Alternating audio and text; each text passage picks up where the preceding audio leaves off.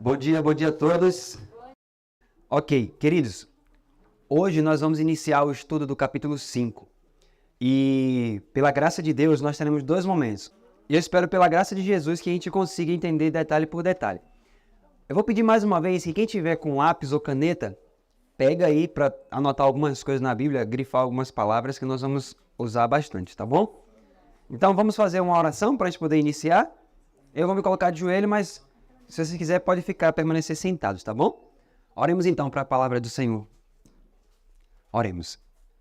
Pai querido e de misericórdia, muito obrigado, meu Deus, pelo privilégio que temos, ó Pai, de termos a sua palavra aberta nesse momento, meu Pai.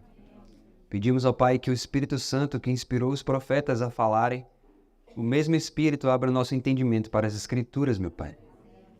E que tudo que nós vamos ouvir aqui, Senhor, que vamos estudar, não entre apenas no intelecto, meu Deus, mas que entre verdadeiramente no coração, Senhor, para que molde a vida de hoje em diante para sempre, meu Deus. Isso te pedimos, crendo que nossa suficiência vem de Deus. E muito obrigado, meu Pai, em nome de Jesus. Amém, Pai. Capítulo 5, verso 1. Vamos ler juntos aí. Todos acharam aí o capítulo 5? Ok. Romanos capítulo 5, verso 1, diz assim: Tendo sido, pois, justificados pela fé, temos paz com Deus, por nosso Senhor Jesus Cristo. Vamos verso por verso. Primeiro, quando é que uma situação necessita de paz? Quando há o quê? Tribulação, o que mais? Confusão, angústia, o que mais? Desespero, enfermidade. Mas se você for pensar num contexto geral, entre duas partes, o que está acontecendo entre duas partes quando precisa haver um acordo de paz? Guerra. Pronto. Então, a Bíblia diz que, sendo justificados pela fé, temos paz com Deus. Isso significa que nós estávamos em guerra com Deus? Deus estava em guerra conosco? Não. Nós estávamos em guerra com Deus. A Bíblia diz que nós éramos inimigos de Deus por causa das nossas más obras, por causa do nosso entendimento maligno. Então, não é que Deus ele estava irado conosco, ou seja, sendo nosso inimigo. Mas qual era o problema? Nós estávamos em desarmonia com Deus. Deus ele se ira contra o pecado, isso é verdade. Mas Deus nunca foi inimigo do ser humano. O ser humano se colocou em inimizade para com Deus por causa das suas obras más. Mas Deus, sendo nós ainda ímpios, o que a Bíblia diz? Morreu a seu tempo, pelos ímpios. Mas nós vamos falar sobre isso daqui a pouco. Mas vamos entender então, temos paz com Deus por nosso Senhor Jesus Cristo. Então a Bíblia diz que quando você é justificado pela fé, você tem paz com Deus. Veja só, ter paz com Deus, queridos, talvez é justamente isso. Nós vamos ver que essa frase aqui, ela diz muito mais do que apenas assim, estou em paz com Deus. Não. Vou dar um exemplo. Você já viu ou você já foi uma pessoa que mesmo na igreja já teve dissensões com os irmãos? Ou você vê, por exemplo, pessoas que não, mesmo frequentando a mesma igreja e estão morando perto, não se falam? Por qual a causa disso? Talvez você pode dizer assim, não, a causa é porque fulano uma vez falou alguma coisa pro outro ali, ele não gostou e ele está chateado e até hoje não se resolveu. Ou então você olha e diz assim, não, a causa é porque fulano tem um temperamento assim mesmo, ele é assim mesmo, ele é assim com todo mundo. Mas hoje nós vamos bater um raio-x em cada situação. E aí você vai perceber biblicamente onde é a raiz de todo problema. E a raiz de todo problema, queridos, a gente acabou de ver. E a gente vai agora destrinchar isso para que você possa perceber isso de forma clara para que isso não aconteça na sua vida. Veja o que a Bíblia diz. Justificados pela fé, temos o que com Deus? Pronto. Então, uma pessoa que é justificada, ela tem paz com Deus. Vamos agora para o livro de Efésios, para a gente entender a profundidade do que é essa paz com Deus e como isso afeta a nossa relação diária com as pessoas. Verso 11. Efésios 2:11. Efésios 2:11. Nós vamos ler do 11 até o verso 14, por enquanto. Ok? Vamos continuar lendo aqui. Diz assim: Portanto, Lembrai-vos de que vós, noutro tempo, éreis gentios na carne, e chamados incircuncisão pelos que na carne se chamam circuncisão, feita pela mão dos homens. Que naquele tempo estáveis sem Cristo, separados da comunidade de Israel e estranhos às alianças da promessa, não tendo esperança e sem Deus no mundo. Mas agora, em Cristo Jesus, vós que antes estáveis longe, já pelo sangue de Cristo chegastes perto. Porque Ele é a nossa paz, o qual de ambos os povos fez um, e derrubando a parede de separação que estava no meio... Vamos parar aqui. Queridos, isso aqui eu peço que vocês anotem muito o que eu vou falar agora. Por quê? Olhe para sua Bíblia aí, que provavelmente, quantos aqui, quando olham para o verso 14, na sua Bíblia está escrito assim, ó, o qual de ambos os povos... Quantos aqui tem essa tradução que está assim? Levanta a mão para eu ver rapidinho. Você reparou aí onde tem ambos os povos, que a palavra os povos está em itálico? Por que está em itálico? Essas, normalmente, quando você lê sua Bíblia que você vê palavras em itálico, é porque essa palavra não pertence ao original, certo? Ou seja, foi acrescentada. Ellen White, ela fala sobre isso, acho que é a história da redenção, que Deus mostrou ela em visão, né? Que houve homens no passado que acrescentaram frases ou palavras na Bíblia que eles achavam que isso ia ajudar no entendimento do texto. Só que, claro, isso não vai alterar, né? Deus, na sua santa onisciência, ele não permitiu que os homens fossem muito além. Então, mesmo que essas palavras estejam aqui, elas não vão alterar o sentido completo. Mas é muito importante você saber que essas palavras que você vê na sua Bíblia em itálico é porque não existia no original, ok? Agora, veja só. Por que então é importante? Porque nesse caso em específico aqui, o entendimento, né? Claro, a sociedade, o pessoal que fez a tradução para o português, eles acrescentaram aqui, nessa tradução aqui, a palavra os povos. Só que nesse caso, queridos, aqui é extremamente importante a gente entender a diferença quando você tira a palavra os povos, porque você vai ver que vai mudar muita coisa. Por qual motivo? No verso 14, olha o que a Bíblia está dizendo. Porque Ele é a nossa paz, o qual de ambos os povos fez um. Quando você lê isso aqui, naturalmente, o que você vai pensar? Ambos os povos fez um. Quem são esses povos que ele está falando aqui? Judeus e gentios. Então, quando você lê isso, de primeira vez, dá a entender que essa paz que ele está se referindo no verso 14 é a paz entre judeus e gentios. Ou seja, Jesus veio para estabelecer paz entre os povos, entre os judeus e gentios. Será que esse foi o motivo principal da vinda dele? Mas vamos continuar. Verso 15. Na sua carne desfez a inimizade. Qual inimizade? Entre judeus e gentios? Aí que tá. Por isso que A.T. Jones, na Conferência Geral de 1895, ele vai tratar sobre isso aqui. Porque o correto, queridos, no verso 14, é porque ele é a nossa paz, o qual de ambos fez um. A primeira coisa, diga, minha irmã.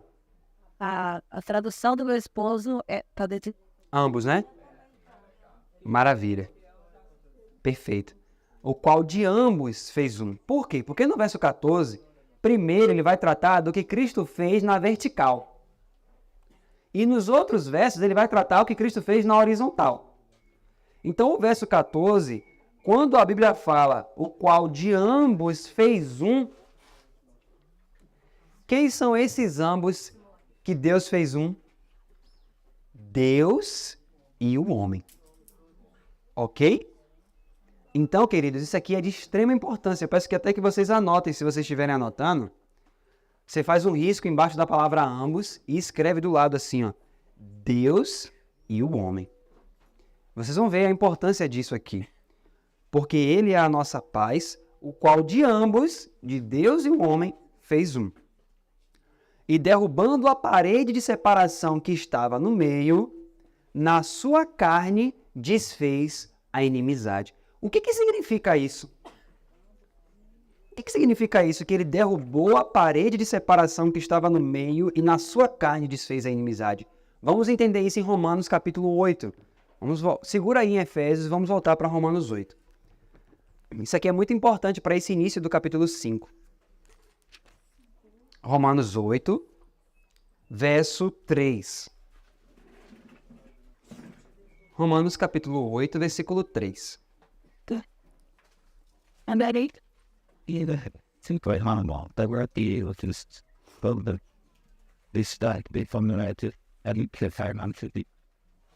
Todos acharam? Romanos 8, verso 3. Diz assim: porquanto o que era impossível à lei, visto como estava enferma pela carne, Deus, enviando o seu Filho em semelhança da carne do pecado, pelo pecado condenou o pecado onde? Na carne. Vamos entender isso de forma prática. Jesus Cristo, quando ele desceu a este mundo, ele tomou a nossa carne, esta carne como nós temos. E como ele tomou essa carne, a carne do pecado, como a Bíblia diz, qual era o grande problema? Adão, quando ele foi criado, Ellen White fala que ele podia formar caráter por si mesmo, né? Ele tinha esse poder. Mas quando Adão pecou, ele não tinha mais esse poder. Ele não tinha mais como formar caráter por si mesmo. A sua natureza agora estava enfraquecida, né? Estava fraca. E agora só havia uma possibilidade. Se Adão se submetesse completamente para que outro caráter fosse imputado a ele. Porque pelo próprio caráter dele, ele não podia mais entrar no céu. Qual a maior prova disso? Deus colocou anjos ali, né, na porta do Éden, para que Adão não entrasse novamente. Por qual motivo Adão não podia entrar? Porque se ele entrasse ali com a natureza que ele tinha agora, e com o caráter que ele tinha e comesse da árvore da vida, ele pecaria para sempre, né? Imagine a eternidade sofrendo. Então, só que qual era o grande problema? O problema, a Bíblia diz que o problema estava na carne. Então, queridos, o grande problema do grande conflito no homem está onde? Na carne. Então, o problema é que o homem não consegue fazer a vontade de Deus está na carne. Para Deus resolver o problema, o que Deus fez? Enviou o seu Filho para habitar em quê? Na carne. O verbo se fez carne. Porque o problema estava na carne. Quando ele diz assim, ó, a lei estava enferma pela carne, não é que a lei tem problema. Não é que a lei de Deus tem algum problema? Não foi essa justamente a acusação de Satanás? Então, a lei não tem problema. Onde está o problema que a lei não consegue ser guardada? Na carne. Então, Satanás alegou, Ellen White fala isso, acho que é na Signs of the Times, 1896, ela fala assim, que Satanás alegou que nenhum descendente de Adão conseguiria guardar a lei. O que Deus fez? Enviou o seu filho nesta carne para que ele vivesse a vida do Pai nele, para provar para todos os seres humanos que é possível viver em carne como a nossa, sem transgredir nenhum mandamento. E ficou provado para todo o universo que é possível. E hoje, Cristo está aqui dizendo a cada um de nós, se você abrir o seu coração para que eu viva em você, aquilo que eles viram em mim, em Nazaré e na Galileia, eles vão ver em você. Então, por isso que Jesus desfez a inimizade. A inimizade consistia na nossa própria carne. Nós, quando o pecado... A Bíblia fala que nós estávamos debaixo do reino do pecado. Quando o pecado falava, faça isso, nós íamos lá e fazíamos. Quando o pecado mandava fazer qualquer outra coisa, nós íamos lá e fazíamos. Mas agora, essa inimizade foi destruída por Cristo Jesus. Não existe mais, preste atenção nisso, não existe inimizade mais entre você e Deus. Se você crer nisso e aceitar isso pela fé, isso se torna uma realidade agora para você. Porque a Bíblia diz que já não há mais. Não existe mais inimizade entre você e Deus. Mas vamos continuar. Então, já que Jesus desfez essa inimizade, e veja que profundo isso. Olha para o capítulo 5 agora. Capítulo 5, verso 1. Perdão, capítulo 5 ainda não. Capítulo 8. Romanos. No finalzinho ele diz assim, ó, verso 4. Por que Jesus condenou o pecado na carne? Para que a justiça da lei se cumprisse em nós, que não andamos segundo a carne, mas segundo o Espírito. Então Jesus desfez a inimizade para que aquela justiça que é de Deus se cumprisse em quem? Em nós. E qual vai ser o resultado disso? Agora volta para Efésios, capítulo 2, que a gente estava lendo. Veja como uma coisa vai se conectando perfeitamente com a outra. Olha só, Efésios capítulo 2. Já vimos que Jesus derrubou a parede de separação. Por isso que a carne de Jesus foi rasgada. O problema estava na carne. Verso 15. E na sua carne desfez a inimizade, isto é, a lei dos mandamentos que consistia em ordenanças, para criar em si mesmo dos dois quem? de Deus e do homem, lembra-se que nós estamos ainda falando aqui da relação vertical, de Deus e do homem, um novo homem fazendo a paz. Aí, Jones, na conferência, ele fala, agora que ele estabeleceu a paz vertical, quando chega no verso 16, ele vai passar para a parte horizontal. Veja só agora o verso 16. E pela cruz reconciliar ambos com Deus em um corpo, matando com ela as inimizades. Quem são esses ambos que vão ser reconciliados com Deus? Os judeus. Agora é a relação horizontal, entendeu? Então, no verso 14 e no verso 15, olha que coisa tremenda isso, queridos. Só existe paz entre judeus e gentios, e os gentios com Deus, se de forma individual houver paz do ser humano com Deus. Sabe o que a Bíblia está mostrando? Enquanto cada pessoa de forma individual não estiver justificado pela fé, não estiver verdadeiramente vivendo a paz com Deus, sempre vai ter dissensão. Veja que para haver, não existe, queridos, olha, por mais que haja hoje diplomacia no mundo, por mais que haja tratados de paz, só a única maneira de haver paz entre seres humanos é uma só. Quando um ser humano é justificado pela fé. Se não houver justificação pela fé, se o ser humano não estiver em paz com Deus, ele nunca vai estar em paz com seu próximo. Nunca. É isso que Efésios está mostrando. Primeiro, Jesus veio para derrubar a inimizade entre você e Deus. Depois, ele vai quebrar as barreiras entre você e o seu próximo. Enquanto você não encontrar paz em Deus, você vai sempre ter problema com o seu próximo, falar mal do seu próximo, pensar mal do seu próximo, cogitar o mal. E quando isso acontece, essa é uma evidência clara que você não tem paz com Deus. É por isso que hoje você vê pessoas da mesma igreja que não se falam. Pessoas da mesma igreja que falam mal dos outros. Por que é tão comum a gente ver isso? Porque as pessoas não encontraram a paz com Deus. O problema não é o irmão. O problema é que eu não entendi como ter paz com o meu Deus. Porque se eu recebesse a paz que há em Cristo Jesus, essa paz transbordaria para o meu próximo. É isso que Efésios está mostrando. Por isso que Paulo ele faz questão de mostrar a relação vertical da sua paz com Deus e depois ele diz, agora para reconciliar judeus e gentios com Deus. E você estando agora reconciliado com Deus, naturalmente você é reconciliado com seu irmão. Amém. Deu para entender? É por isso, queridos, que para haver paz verdadeira, deve existir a justiça. Não existe paz sem justiça. Sem a justiça de Deus, sabe o que vai acontecer? Você vai olhar para a pessoa, digamos que você teve um problema com alguém. Você vai olhar para aquela pessoa e vai dizer, não, tá tudo bem, eu te perdoo. Mas, na verdade, dentro do seu coração não existe paz. E por que não existe paz no seu coração? Porque não há justiça. O efeito da justiça será paz, Isaías diz. Então, sem a justificação pela fé, só há tratados de paz. Então isso é muito importante. Por isso que o verso 1 do Romanos 5 fala, sendo justificados pela fé, temos paz com Deus. Então, enquanto não houver a justiça de Cristo reinando no coração, não vai haver verdadeira paz. Vai haver aquele sentimento de que você quer suplantar aquilo, porque talvez aquilo, você sabe que aquilo não deveria fazer parte de um cristão. Mas quando você desnuda a sua alma diante de Deus e diz, Senhor, eu sou tudo isso, e você fala verdadeiramente a Deus tudo o que você está sentindo, você vai ver que o próprio Espírito Santo, a Bíblia diz em Romanos 5, a gente vai ver, que o próprio Espírito Santo vai derramar o amor de Deus em seu coração.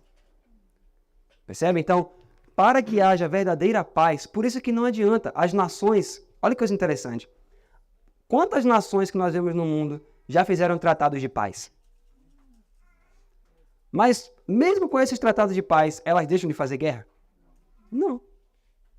Se você for olhar, por exemplo, nações como a Rússia tem tantos tratados de paz com alguns países, e mesmo esses países que ela tem tratado de paz, se você for ver, ela manda aviões lá para dentro, aviões de guerra. Mas não está em paz? Não estava tudo tranquilo? Por que mandar avião de guerra lá para dentro se você está com um tratado de paz?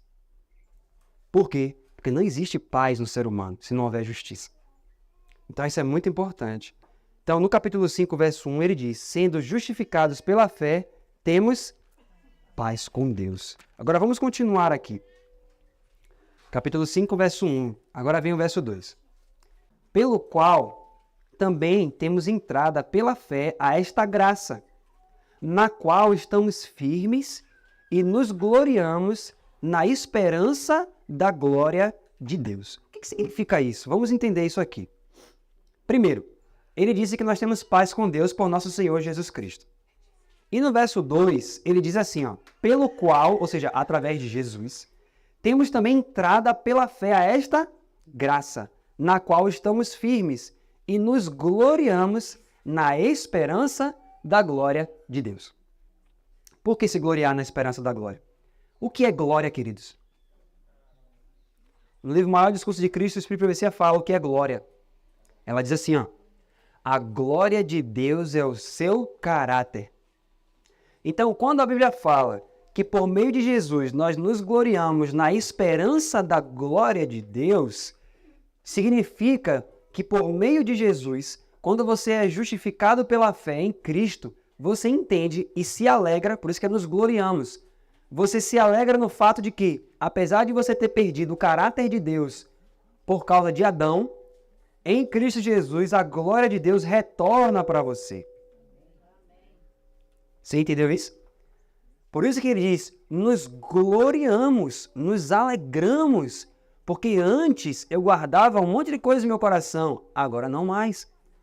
Porque antes eu era uma pessoa assim, assim, assim, agora Cristo não é mais, porque aquela pessoa morreu. Quando Gálatas 2:20 fala assim, ó, já estou crucificado com Cristo, perceba que Paulo não está falando serei crucificado com Cristo. Ele usa o presente, já estou.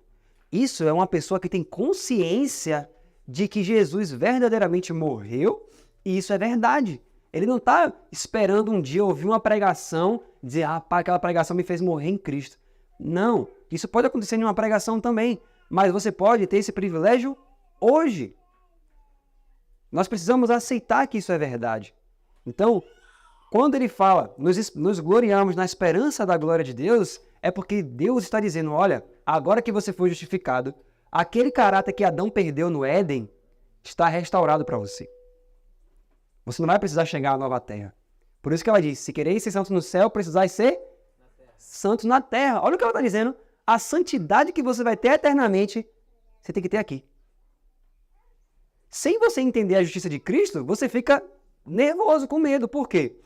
Você vai ler o Espírito de Profecia e você vai ver aquele texto lá de Testemunho Celeste, volume 2. Ela diz assim, ó, que Deus não vai colocar o seu selo sobre a testa de homens e mulheres, o quê? Impuros. Aí ela diz, o caráter de Deus, aí ela fala assim, ó, se houver uma mancha, quem lembra quais são as palavras que ela usa? São 3 palavras específicas. Mancha, mácula, mas tem uma coisa que às vezes pega na roupa. Nódoa. Aí você lê esse texto e fala assim, meu pai, se não houver uma mancha, mas eu não vejo uma nódoa em mim, eu vejo um abismo. E aí você lê aquele texto e você fala assim, rapaz, como é que eu vou conseguir alcançar isso aqui? Tem tanta coisa para eu mudar. Aí vem Romanos 5 e diz assim, ó, agora que a justificação ocorreu, você se gloria na esperança da glória. Porque o caráter não é algo que Deus olha para você e fica esperando você correr para alcançar uma coisa. Porque muitas vezes, isso é muito interessante, quando você ouve, por exemplo, a natureza de Cristo, independente de como a pessoa crê, as pessoas muitas vezes, elas podem chegar e dizer assim, Cristo venceu. Agora Deus espera que você vença. Cristo provou que é possível, agora é sua vez. E agora você vai dizer, bro, se Cristo conseguiu, eu também consigo. Será, queridos?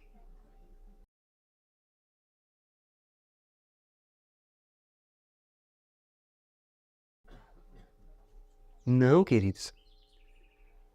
O que a Bíblia está dizendo é que ele é a esperança da glória.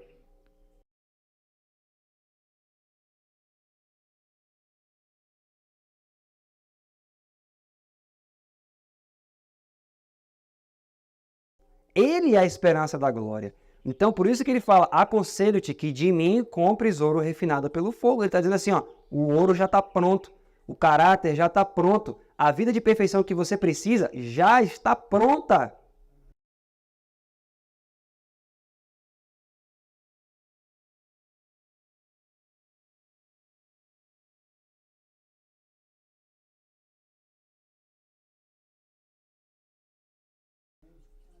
O que você precisa é ter um espírito receptivo, porque eu sou a esperança da sua glória. Percebe? Então, por isso que Colossenses 1:27 fala, o mistério de Deus é Cristo em vós, a esperança da glória. A única esperança de ter a glória de volta para você não é você ficar se esforçando pelos seus próprios esforços para alcançar aquela glória de Deus. Não tem como.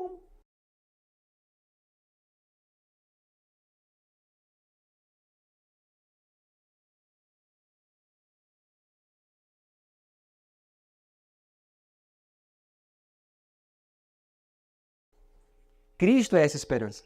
Aí você pergunta, mas irmão, como que no dia a dia eu vou conseguir estabelecer isso? Porque pode ser que eu já ouvi falar sobre isso, mas continuo vivendo a mesma vida. Queridos, olha como a frase é clara, mas nosso entendimento ele é tão fraco. Cristo em vós, a esperança da glória.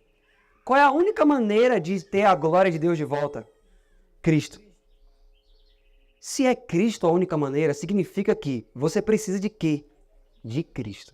Aí você fala, mas eu já me entreguei a Cristo. Mas diariamente você precisa se alimentar de Cristo.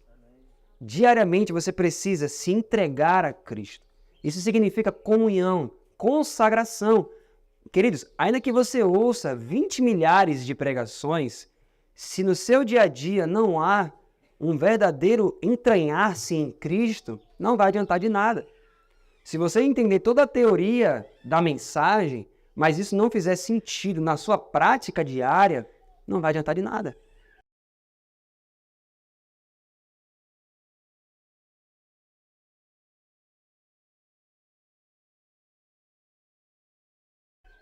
Lembre-se que quando você vai para a terceira mensagem angélica, olha que coisa interessante.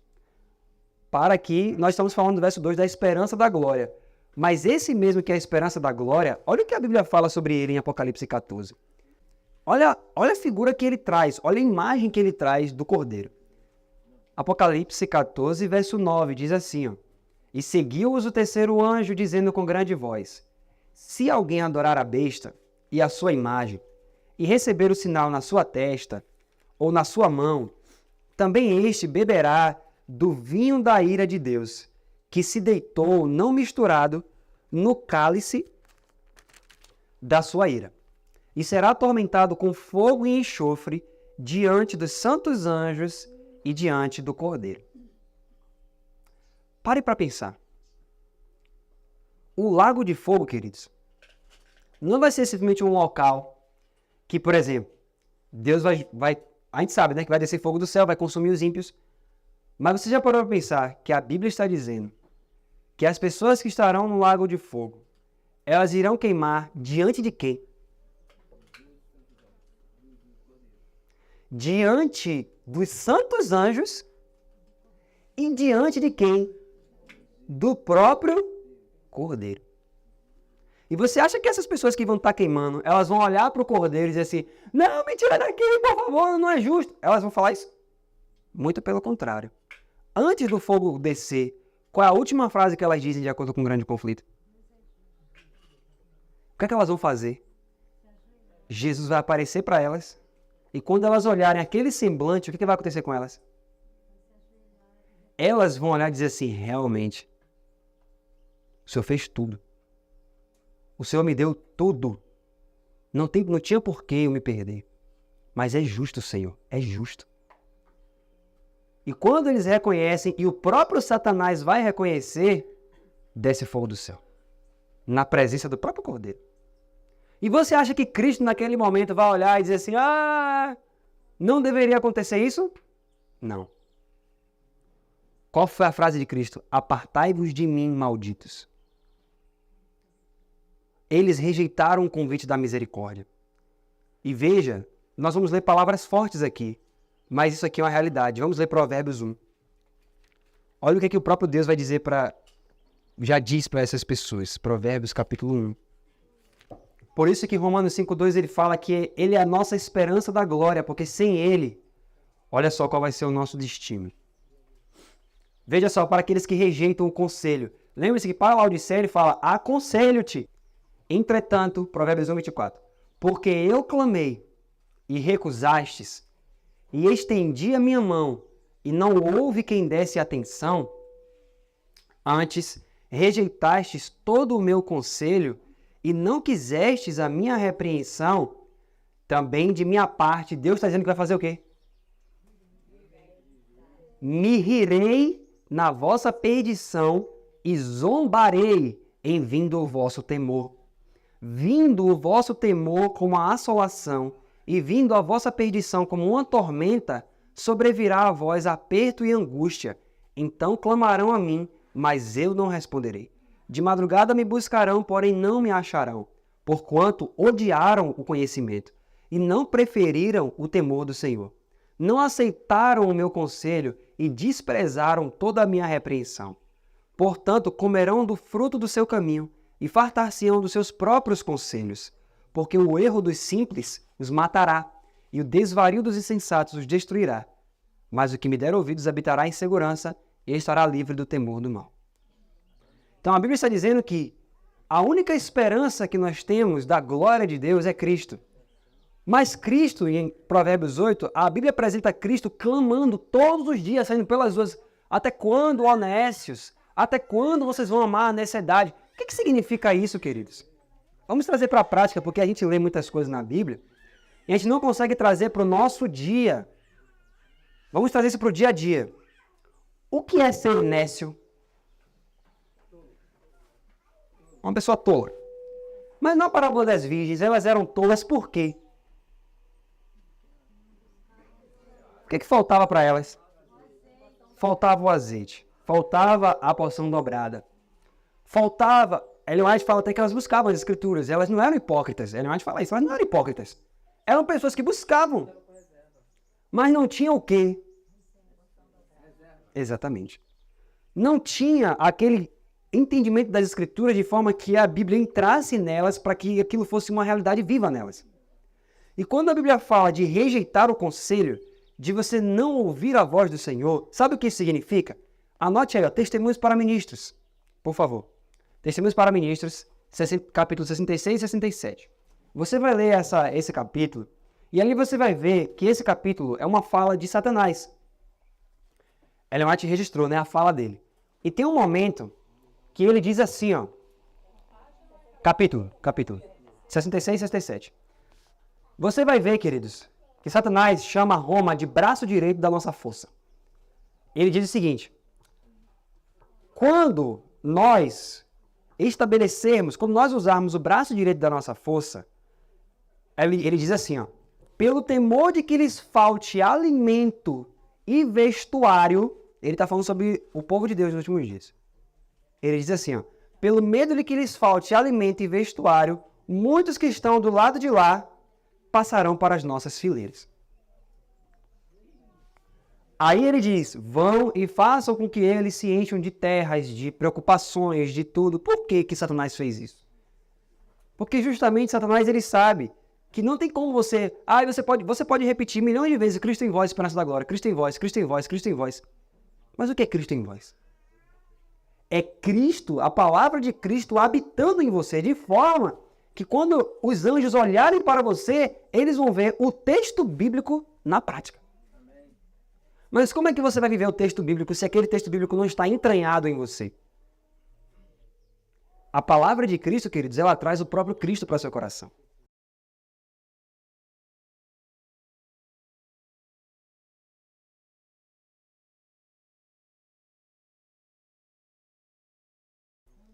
Então, quando a Bíblia fala de Cristo em você, ou seja, a única esperança da glória é se diariamente isso aqui, você tomar tempo para a Bíblia.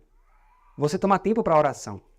Do contrário, ainda que você ouça milhões de pregações, nada vai ser suficiente. Do contrário, quando surgirem as intempéries da vida, quando surgirem coisas para tocar no seu temperamento, quando surgirem coisas para tocar no seu orgulho, na sua inveja, na sua cobiça, você não vai resistir. E detalhe, nós precisamos, amados, nos gloriar nessa esperança. O que é gloriar? Se alegrar. Se alegrar. Como assim? Como é que eu vou me alegrar se eu tenho tanto pecado? É tirar os olhos de você. Para mim, uma das coisas mais libertadoras que o ser humano pode ler é a mensagem do Terceiro Anjo 93, quando ele fala assim, ó. Imagine que você tem o pecado da mentira. E aí você mente, aí você descobre que Deus já providenciou a sua salvação, como a gente viu ontem, né? Que em Cristo Jesus, nossa salvação está o quê? Vocês lembram da frase que o Davi mostrou aqui de animais? Nossa salvação está... Isso. Completa. Aí você lê e fala assim, mas minha salvação está completa, mas eu minto todo dia, eu minto sempre. Tá. Ou sei lá, eu tomo o nome de Deus em vão sempre. Aí você se pergunta, como que vai mudar essa situação na minha vida? Queridos, sabe o que Jones fala no 93? Ele diz assim, ó. Aqui está você e aqui está Cristo. Você fala palavrão todo dia. Um exemplo, né? E você fala palavrão. Aí, digamos que você é jovem. Vou dar um exemplo. Digamos que uma pessoa tem a minha idade. E os pais dessa pessoa são cristãos. Só que essa pessoa aqui xinga o tempo todo. E xinga. Aí os pais que são cristãos falam assim, meu filho, você não pode xingar assim. Você é da igreja. Você não pode xingar assim. Não xingue. Aí na cabeça do menino, ele vai olhar e vai dizer assim, tá, cristão não pode xingar. Eu vou então me esforçar para não xingar, para ver se meus pais ficam tranquilos comigo. Aí ele começa a se esforçar realmente para não xingar. Aí ele fica, não posso xingar e tal. Aí os amigos dele tudo xinga. E ele tá ali acostumado naquela coisa e xinga, falando um monte de palavrão. Aí chega o ponto que ele fala assim, não vou para a igreja mais. Eu não consigo parar de xingar. Não faz sentido para mim. Eu não vou mais para a igreja. Aí então, digamos que esse jovem descobre o que está escrito em a mensagem do Terceiro Anjo de 93, quando ele diz assim, ó. Cristo está aqui e você está aqui. Você xinga o tempo todo. Seus olhos estão voltados para você. E você já sabe que você xinga. O Espírito Santo já lhe falou que você xinga. Só que você não tem como mudar isso. Isso é verdade. Você não tem como mudar isso. É óbvio que você não tem como mudar. Não tem como você chegar dentro de você, pegar os palavrões e vomitar eles. Não tem como. Só tem uma maneira disso acontecer. Esse jovem começa a esquecer disso que ele faz. Como assim esquecer? Ele começa a ler a Bíblia. E ele começa a ler o Espírito de Profecia. Ele começa a ouvir pregações. Ele começa a botar em áudio o Desejar de Todas as Nações. Ele começa a pensar em Cristo. E Cristo para ele vai se tornando uma pessoa cada vez mais maravilhosa, que ele vai amando a Cristo. Aí eu faço uma pergunta. Cristo fala palavrão? Não. Aí ele vai se habituando, olhando para Cristo. Cristo não fala palavrão e tal. Quando ele se der por si, ele já parou de falar palavrão. Sabe por que ele parou? Porque de tanto olhar para Cristo, ficar lendo ali, absorvido naquilo, como Cristo não fala palavrão, aquelas palavras que ele falava antes, ele não se habitua mais, porque Cristo não faz isso. Quantos de vocês já viajaram para algum estado que a fala, o sotaque era diferente? Pronto. Quanto tempo vocês passaram lá? Alguém passou mais de um ano nesse lugar? Pronto. Deixa eu te fazer uma pergunta. Quando você saiu de lá, você não carregou absolutamente nada da fala daquelas pessoas? Ou você carregou, ainda que fosse uma palavrinha daquele lugar, você carregou? Pronto. É isso aí. Então, olha sério. Eu vi isso na minha experiência prática. Quando eu viajei há uns 2 anos atrás, uns 2, 3 anos atrás, eu fui para um lugar onde, para mim, a fala daquelas pessoas era muito estranha. O sotaque, né? E eu pensei comigo mesmo, eu nunca vou falar dessa forma. 1 ano bastou. E para mim já era comum falar igual a eles. Eu já falava e eu já não me via mais falando como antes, eu já achava muito formal. Minha mente mudou assim, ó. Mas por que mudou? Porque todos ao meu redor falavam igual. Todos ao meu redor falavam igual. E de tanto ouvir, o que aconteceu comigo? Eu me acostumei.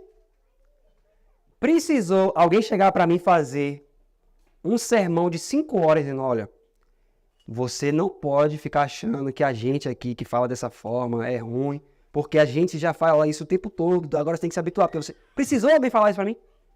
Não. Você é cristão, tem que ouvir a cultura dos outros. Blá, blá, blá. Precisou? Existe uma lei em nossa natureza. Pelo contemplar, só estou sendo. Por que eu estou na igreja há anos, continuo com os mesmos pecados do coração? Essa é a evidência máxima que eu não estou contemplando. Olha o discípulo João. Se você for pegar o livro Atos dos Apóstolos, é lindo o que ele mais fala sobre ele. Ela diz assim, ó, Cristo ele tinha 12, né? Os apóstolos. Só que ela fala que dos 12, haviam 3 que estavam mais aptos a receber de Cristo os mistérios dele. Então veja, Jesus amava todos, sim ou não? Sim. Mas havia 3. Quem eram os 3? Exato, Pedro, Tiago e João. Desses 3, ela fala que eles eram os mais que mais se achegaram a Jesus. Mas ela diz que dos 3, havia um que se achegou mais ainda, que foi João. Ela diz que João, ele era uma pessoa que antes de Cristo, ele era irascível. Ele era uma pessoa que rebatia, ele não levava desaforo para casa. Ele era uma pessoa assim altamente, coração corrupto mesmo, coração maligno. Só que ela diz que quando ele conheceu Jesus, ele queria estar com Jesus em tudo que é lugar. E ele só contemplava Jesus. Então, para João, só importava Jesus. Aí ela diz, de tanto contemplar Jesus, João foi transformado. E ele foi transformado de tal forma que ele é até conhecido hoje, né, como discípulo do amor, né? Porque a natureza dele foi completamente, foi assim, 180. Foi completamente transformada. Só pelo contemplar. Então, muitas vezes, a pessoa às vezes a pessoa entra até em contato no WhatsApp. Mas por que eu estou estudando essa mensagem há tanto tempo e não consigo mudar? Queridos, a resposta é única. É simples. Nós estamos conhecendo a teoria Cristo em vós. Nós estamos conhecendo a teoria eu preciso alcançar a perfeição em Cristo Jesus, perfeição de caráter, preciso vencer o pecado. Mas não há o básico. Ellen White fala que diariamente deveríamos tirar 1 hora, está escrito isso. 1 hora para meditar em Cristo. Aí o que a gente fala? 1 hora não dá não, eu tenho que resolver tanta coisa. Olha o que tem que fazer. Não dá. E Deus sabe que não dá. Claro que Deus sabe que não dá, mas Deus sabe também que você não tem como receber Cristo Jesus dessa forma. Então, o que nós precisamos é a coisa mais básica. Olhai para mim e vivei. Olhai e vivei. Olhai para mim e sereis salvos. Então nós precisamos, amados, isso que é algo básico, a contemplação. Como é que acontece normalmente muitas vezes? Isso pode acontecer na vida de cada um de vocês. Como é que acontece no nosso dia a dia? Olha o que Satanás disse. Encham eles de preocupações. Encham eles... Olha, Satanás sabe que o povo de Deus vai para o campo, sim ou não? Sabe ou não sabe? Satanás sabe que no Espírito de Profecia tem dizendo para ir para o campo? Tem ou não tem? Aí a gente olha e diz assim, não, Satanás vai fazer de tudo para você não ir para o campo. Sim, ele vai fazer. Mas se você for ler o que ele próprio falou em Terceiros para Ministros, ele fala assim, ó, encham eles de terra. E você está lá, não, porque Satanás não quer que eu vá para o campo e tal. Não, queridos. O que Satanás não quer é que você tenha tempo com Deus. Se ele olha para você e vê você na cidade e é uma pessoa consagrada, ele sabe que se você for para o campo, você vai ter mais tempo com Deus. Aí ele vai atuar para você não ir para o campo. Mas se ele vê que você é uma pessoa que você vai para o campo e vai se absorver das coisas diárias, ele vai dizer, enche esse homem de terra. Não vai mudar nada. Você entendeu o princípio por trás de tudo? Comunhão. Consagração, queridos. Isso é muito importante. Então vamos continuar aqui, porque veja só. Tudo isso que nós estamos falando, nós estamos falando da esperança da glória. Eu estou tentando, pela graça de Jesus Cristo, né, o Espírito, colocar de forma prática. Para que não fique assim, por exemplo, a esperança da glória, Cristo é em mim a esperança da glória. O que é isso? É forma prática. É você diariamente contemplar a Jesus. Você pode, pela graça de Deus, chegar ao Senhor e falar assim, Senhor, diariamente eu vou separar o Espírito para você falar 1 hora. Então, Senhor, a partir de hoje, pela graça de Jesus, das 7 às 8, vai ser o meu momento, em que ainda teve um homem, eu esqueci o nome dele agora, se alguém lembrar vai me dizer. Teve um homem que certa vez recebeu a visita da rainha da Inglaterra. Quem lembra dessa história? Ele recebeu a visita da rainha da Inglaterra. Só que quando ela chegou, ele estava no momento de oração. Isso, como é o nome dele? Isso. Ele estava no momento de oração e chegou a rainha da Inglaterra. Sabe o que ele disse? Ele disse assim, diga à rainha que eu não posso ir lá agora, porque eu estou na presença do Rei dos Reis. Eu não vou trocar o meu momento com o Rei dos Reis pela rainha da Inglaterra. E às vezes não, sempre, a gente troca os nossos momentos por tantas outras coisas. E o tempo vai passando, o tempo vai passando, o tempo vai passando. Até quando, queridos, nós teremos isso? Ninguém sabe. Ninguém sabe. Então, é isso que nós precisamos. Tempo, consagração. Essa é a esperança da glória. E vocês vão ver que tudo isso que nós estamos falando, na continuação, vai bater perfeitamente. Olha o verso 3 agora. Romanos 5:3. Veja quanta coisa maravilhosa tem nas Escrituras. Romanos 5:3. E não somente isso. Ou seja, todos estão abertos aí em Romanos 5:3? E não somente isso, mas também nos gloriamos nas tribulações. Deixa eu fazer uma pergunta aqui. Quem se gloriou na tribulação, levante a mão. Ué, não somente isso, mas também nos gloriamos nas tribulações. Então, veja só. Quando vem tribulação, a nossa natureza é natural de qualquer ser humano. É recuar. Porque nós entendemos que a tribulação é algo ruim. E claro, né? Ela vem e quando a gente olha é ruim. Mas o que ele entendeu? Que segredo é esse aqui? Que ele se gloriou na tribulação. Primeiro, antes de se gloriar na tribulação, ele se gloriou em quê? Na glória, na esperança da glória. E quem é a esperança da glória? Cristo. Ou seja, quando você tem... Isso aqui é um passo a passo de vida. Gente, isso aqui é tremendo demais. Isso aqui é um passo a passo de uma vida cristã vitoriosa.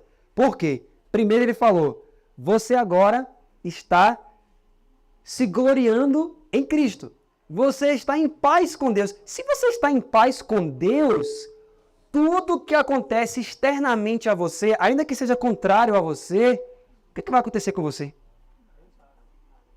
Você vai estar em paz. Não porque você está em paz com a sua tribulação. Você está em paz porque há um Deus no trono. E você está em paz com Ele. E Ele disse que a sua vida está nas mãos dEle. Então ele agora vai dizer assim, não somente isso, mas também nos gloriamos nas tribulações. Agora ele vai dizer por que há glória na tribulação. E aqui, queridos, nós vamos entrar em uma coisa muito profunda. Olha, você vai ver agora por que ele se gloria na tribulação. Sabendo que a tribulação produz o quê?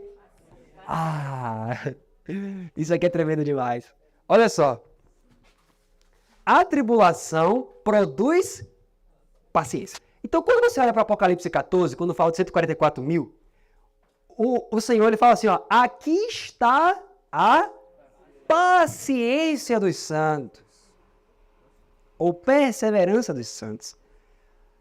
O que produz a perseverança? O que produz a paciência? Tribulação. Agora, olha que coisa interessante. Wagner, ele falando sobre isso no livro Estudos em Romanos, ele vai tratar de um ponto. Mas antes de falar sobre isso, eu quero trazer um ponto aqui. Qual é a necessidade que o ser humano tem de paciência? Vamos ver Tiago capítulo 1. Vamos dar uma olhada aqui. Nós estamos indo no passo a passo da salvação, queridos. Tiago capítulo 1.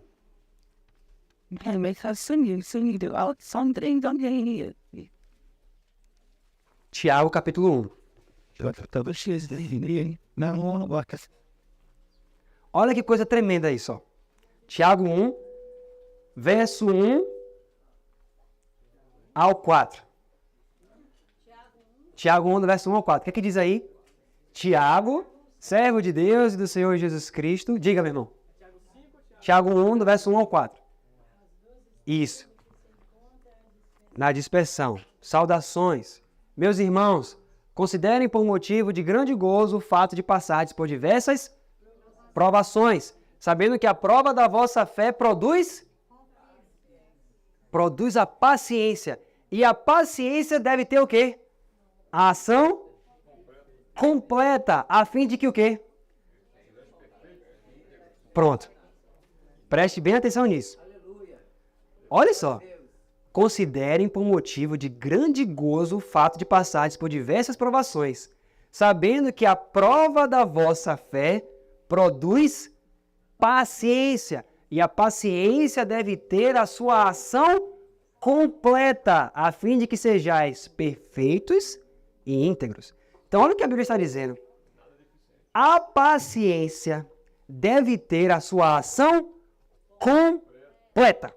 Vamos entender isso então na prática, porque ele está dizendo que você tem que se alegrar. A minha vida para perseverança. Perseverança. Perseverança ou paciência. Olha só que coisa. Wagner ele fala uma coisa muito profunda. Ele diz assim, ó, quando surgem tribulações na vida da pessoa, é comum ela manifestar justamente o contrário. Impaciência. Às vezes, alguém surge no seu caminho e aquela situação que acontece traz para você o que você considera uma tribulação. Quando isso vem, naturalmente, sabe o que é que surge no seu coração? Impaciência. Aí Wagner fala assim, ó, quando surge a impaciência, você olha para a tribulação e fala assim, ó, eu estou assim, mas olha aqui, ó, por que eu estou assim? É esse problema. Aí você começa a olhar para as situações e dizer que as situações fizeram com que você fosse impaciente. Aí Wagner fala, não, cego. A tribulação veio revelar a sua impaciência. Entendeu aí? Vou dar um exemplo prático. Todos já viram uma bananeira, né? Quando você pega um facão, uma coisa simples, se você der uma batida na bananeira, ainda que seja leve, o que é que você vai ver? Alguém já viu isso na prática? Só, você pega o facão e dá só uma batidinha assim, ó. Nada. O que é que vai sair? Você não vai ver um líquido saindo? Agora imagine se a bananeira tivesse boca e falasse, por sua causa tá saindo um líquido de mim, não tinha esse líquido em mim. Faria sentido? A batida só fez o quê? Mostrar o que estava dentro da bananeira. E é isso que Deus faz. Deus, quando Ele te dá uma batida, que dói, que fere, Ele não está criando em você paciência. Ele está mostrando que dentro de você existem demônios. Preste bastante atenção no que eu estou dizendo. O Espírito de Profecia, se você for ver alguns textos da irmã White, talvez essa seria a próxima palestra que eu ia fazer. Mas eu acho que não vai dar. Eu tenho que ver como é que vai ser aí o decorrer. Mas preste atenção, pode ser de madrugada. Você sabia que a impaciência é um demônio? Não só a impaciência, mas o Espírito de Profecia fala que o egoísmo é um demônio. A inveja é um demônio. Então, o que Deus faz? Deus está olhando para você e vendo que você está na igreja há muitos anos, carregado de demônios. Só que você não percebe. E eu vou falar uma coisa e preste bastante atenção no que eu vou te dizer. Se você morrer, preste bastante atenção no que eu vou dizer. Se você morrer com esses demônios, você sabe que a mais ínfima das criaturas, uma criatura que o Adventista do sétimo dia tem repulsa. Tem uma criatura que o Adventista do sétimo dia tem repulsa por ela, mas essa criatura, no juízo, iria se levantar, iria condenar o Adventista. Você consegue imaginar que criatura é essa? Que animal é esse? O porco. Aí você fala assim, como assim? O que tem a ver o porco me condenar? Eu sou Adventista, nunca comi carne de porco. Preste bastante atenção nisso. O Espírito de Profecia diz que esses maus traços de caráter são demônios. Por exemplo, Judas, ele carregava dentro de si o espírito de inveja. Ganância. Ellen White fala que aquilo que ele carregava era um demônio. Só que ele carregava aquele demônio, mas ele sentia aquilo, ele sentia pavor pelo demônio? Não. Ele se sentia mal com aquele demônio? Não.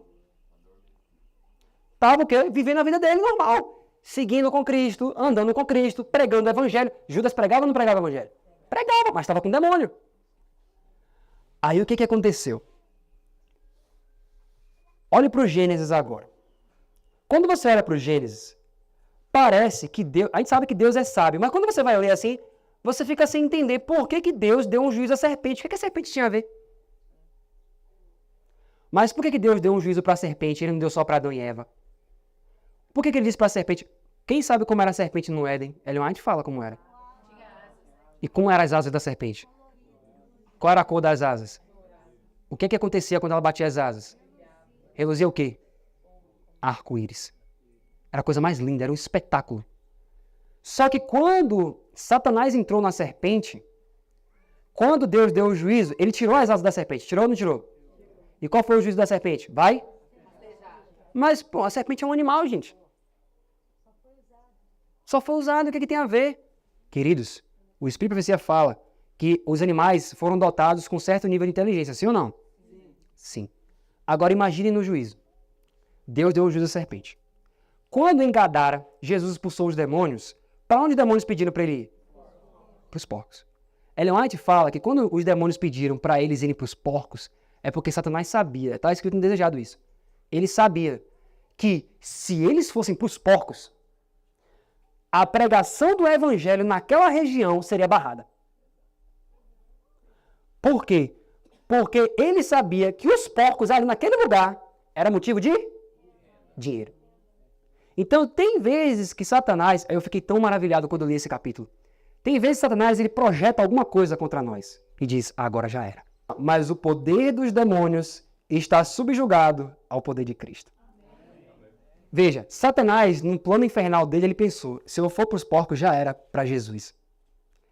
E de fato, Jesus não pôde entrar em Gadara, sim ou não? Jesus não entrou. Mas sabe o que ela diz? Mas justamente esse fato de ter entrado nos porcos fez com que a mensagem avançasse em Gadara como se nunca fosse possível antes. O fato deles terem ido para os porcos, sabe por quê? Jesus não entrou, mas disse assim, ó, volte e anuncie para todo mundo. O próprio endemoniado foi lá dar o testemunho. Jesus é maravilhoso. Qual é o propósito de Deus em enviar a tribulação? Para que você exercite a paciência.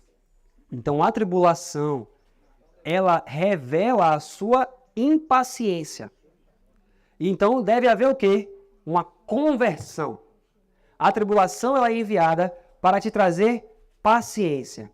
Depois que a paciência é gerada, vem outra coisa aqui que é necessário. O que é necessário? O que a paciência gera em você? Não, antes da esperança tem uma coisa aí. Pronto, anote aí, por favor. Verso 4. Romanos 5, agora o verso 4. Porque no verso 3, disse que a tribulação produziu a paciência. Agora que a paciência obteve sua ação completa, e você é uma pessoa paciente, agora vem o verso 4. A paciência vai gerar o que em você? Olha só, vamos entender isso aqui na prática. No livro de Estudos em Romanos, no finalzinho do capítulo 5, no início do capítulo 5, o Wagner explica assim, ó, o que é essa experiência. Então, eu vou trazer para a prática para a gente entender. A paciência, ela gera em você experiência. O que é experiência? Experiência com Deus. Experiência de se apegar a Deus. Experiência de se apossar das promessas de Deus. Por isso, queridos, eu quero trazer isso aqui que eu creio que vai ajudar muito na sua vida espiritual. Vocês entenderam que a palavra, ela cria o que ela fala no momento em que ela é citada? Sim. Mas você vai se deparar no seu dia a dia que você vai orar por alguns assuntos e vai passar dias, vai passar meses e parece que a resposta não vem. Aí você começa a se perguntar, mas a palavra não cria? Assim, no momento que eu falo a palavra não cria aquilo? Cristo não se importa comigo? Sim, se importa. Mas Cristo está olhando para você e vendo várias coisas que precisam ser retiradas. Aí ele permite você passar por tribulações dentro daquilo que você está pedindo.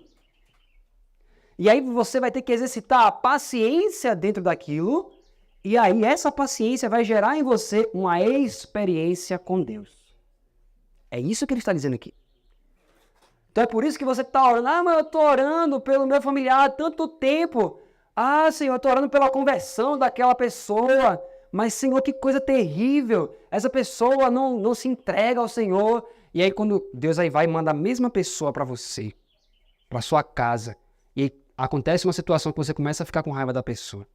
Porque você não entendeu que aquela pessoa que você está orando, Deus mandou ela lá para exercitar a sua paciência e para exercitar a sua experiência com ele, para você entender que quem vai fazer a obra é ele.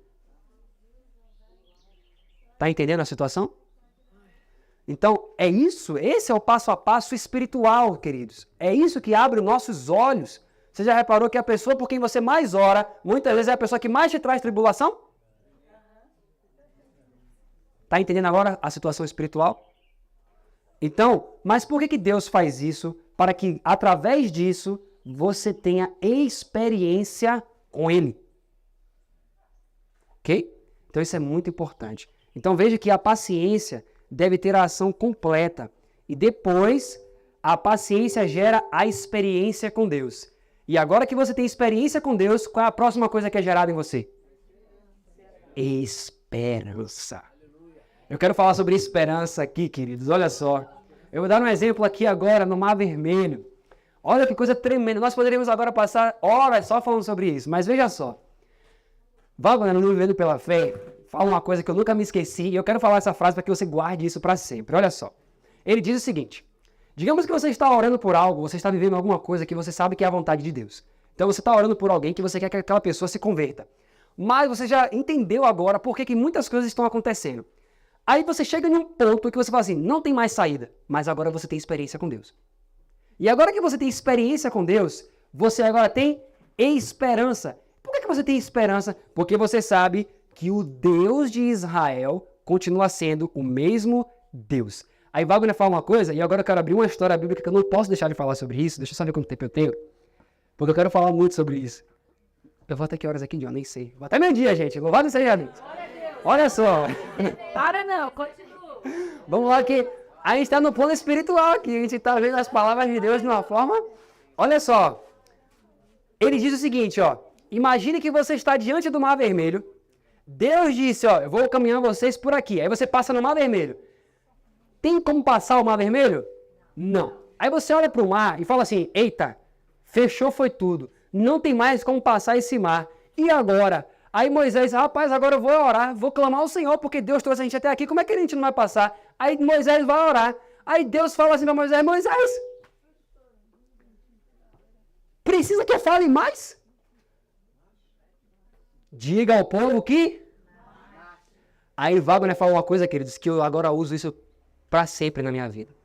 Ele diz assim, ó, quando Deus disse, marche, o mar não estava aberto. O mar estava aberto? Não estava. Mas quando Deus disse, marche, aí Wagner fala assim, ó, se o mar não se abrir, se o mar não abrisse, o povo andava sobre as águas.